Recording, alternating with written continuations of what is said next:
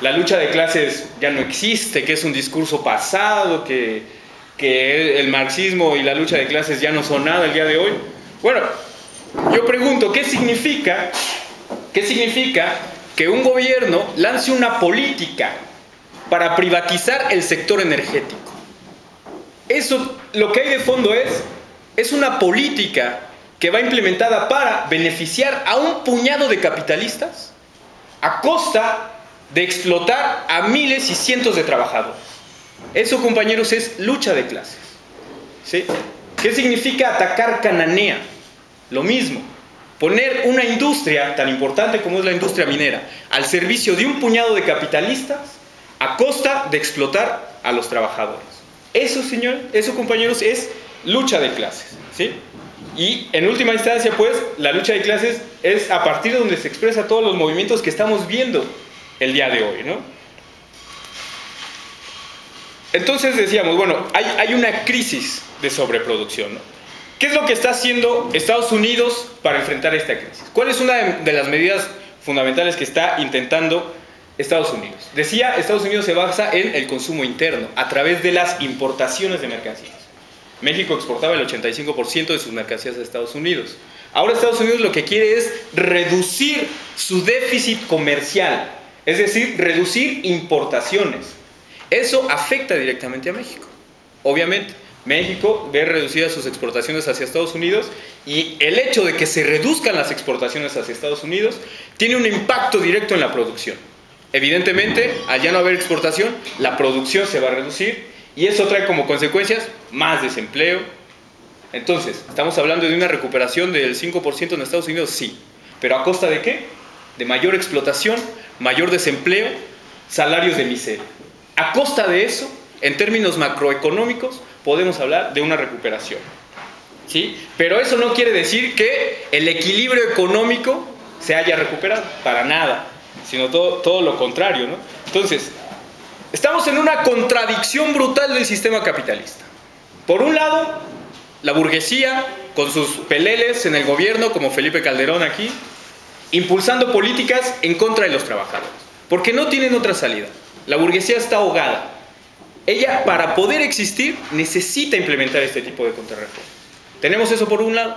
Pero por otro lado, tenemos a los cientos y cientos y miles de trabajadores, a las masas, saliendo a luchar a las calles, en defensa de ese tipo de contrarreforma.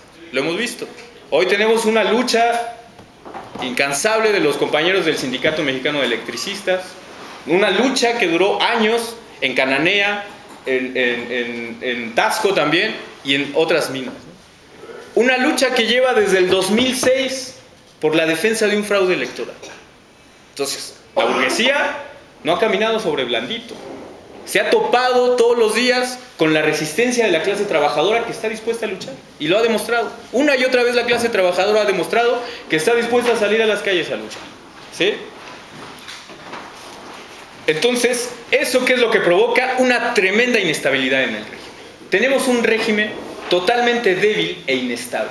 El gobierno de Calderón, el día de hoy, podría decirse que es uno de los gobiernos más débiles de toda la historia en México, ¿sí? Es un gobierno totalmente inestable, que lo único que está logrando con todas estas políticas que está implementando, pues es fomentar la lucha de clases. Llevar hasta el máximo la lucha de clases, la polarización social, ¿no? Lo que les comentaba hace un momento, ¿no? No sé si a alguno de ustedes les pasó, a lo mejor, bueno, a mí me pasó, ¿no? En mi familia, yo tenía familia que no le interesaba la política, ¿no? Después del 2006, gente o familia mía que no le interesaba la política, ahora está participando en política, ¿sí? Ahora tenemos gente que está dispuesta a dar la lucha, que ha decidido tomar el destino de su vida en sus propias manos. Ese es un paso adelante fundamental. Uno de los aspectos que ha caracterizado también este periodo, ya hablamos de la crisis económica, pero otro aspecto también es el proceso de toma de conciencia que miles de trabajadores han desarrollado a partir de las luchas que hemos visto en este último periodo. Eso, compañeros, me parece que es un papel fundamental. Este tipo de círculos de estudios es una expresión de eso, ¿sí? Como este hay muchos, yo creo que todo el mundo lo sabe, ¿no? Hay otros círculos de estudios, hay infinidad de formas e iniciativas de organización de las masas, ¿no? Eso obviamente tenemos que aplaudirlo, son pasos adelante que se están dando muy importantes y que tenemos que tomarlos con las dos manos, compañeros. Como decía, hubo un punto de inflexión en el 2006, ¿sí? Por ahí había alguien que decía, ¿no?, que el fraude electoral casi es como el deporte nacional en México, ¿no? Cada año, casi cada proceso electoral es fraude electoral. ¿Por qué en el 2006 hubo un estallido social tan fuerte? ¿Sí? Porque estamos hablando de un contexto de crisis orgánicas del sistema capitalista. La estabilidad o el equilibrio económico y el equilibrio político está roto. A partir del 2006 se rompió totalmente. Se rompió totalmente. ¿Sí? Es por eso que las masas han salido a las calles. No nada más tuvimos el proceso de la lucha contra el fraude, bueno, que inició desde el 2005 en la lucha contra el desafuero. En Oaxaca también vivimos una lucha brutal de los trabajadores, de los maestros en Oaxaca, de las amas de casa, que prácticamente lo que vimos fue una situación de doble poder en Oaxaca. Había dos poderes en Oaxaca. Ulises Ruiz no gobernaba prácticamente las bases que estaban organizadas en torno al agua, ¿no? Entonces, es muy importante, yo menciono esto, porque es muy importante tomar en cuenta la situación, el contexto en el cual nos encontramos. Es muy importante tener en cuenta este tipo de situaciones, saber que hay una serie de movilizaciones. Tan solo, por ejemplo, en el último periodo, hay un dato que habla sobre un promedio de 1.5 huelgas por día. Estamos hablando de que la clase trabajadora se está movilizando. Los trabajadores realmente se están movilizando. ¿Sí? Aquí en el Estado de México podemos ir por Naucalpan, ahí vamos a ver una fábrica en huelga, podemos ver una gasolinería en huelga, etcétera, etcétera. Ese tipo de expresiones que en otro tiempo tal vez no nos imaginábamos que pudiese pasar, el día de hoy se están desarrollando. Y bueno, evidentemente eso trae una estabilidad. Decimos, se rompió el equilibrio político, el equilibrio económico, y esas divisiones se están expresando en todos lados, en la sociedad, pero también en los partidos políticos, también en el propio régimen. El régimen, compañeros, está dividido, está totalmente dividido, está cuarteado, tenemos un régimen débil. ¿Qué es lo que vimos ahora en esta situación de las alianzas, ¿no? Incluso las alianzas son una expresión de que el régimen está roto. El PAN tampoco tiene mucho gusto de hacer alianzas con el PRD. No lo hacen por contentillo, fueron acuerdos. Gómez Montt negocia con el PRI que avalen todas las reformas del PAN a costa de que el PAN no hace alianzas con el PRD. ¿Y qué hace el presidente del PAN? Desconoce ese acuerdo de su compañero de partido, que es Gómez Montt, y hace alianzas con el PRD, Convergencia, en 3 estados de la República, en algunos estados de la República, ¿no?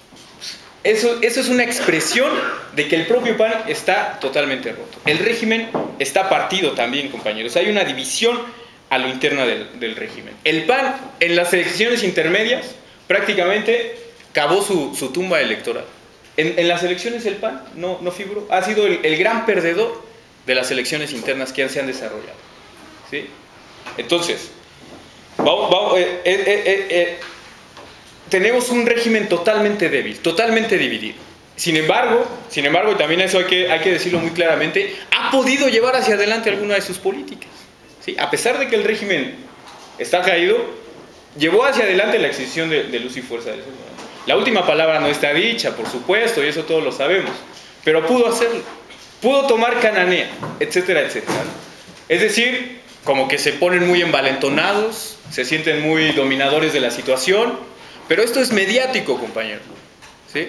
En gran medida, si el régimen ha podido avanzar, más que por su propia fortaleza, y también tenemos que plantearlo muy claramente, ha sido por la debilidad de la izquierda. ¿Sí?